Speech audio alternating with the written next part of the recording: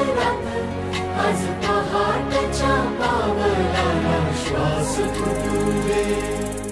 वाट दिसू दे गाढवा, वाट दिसू दे, वाट दिसू दे गाढवा, गाठ सुटू दे.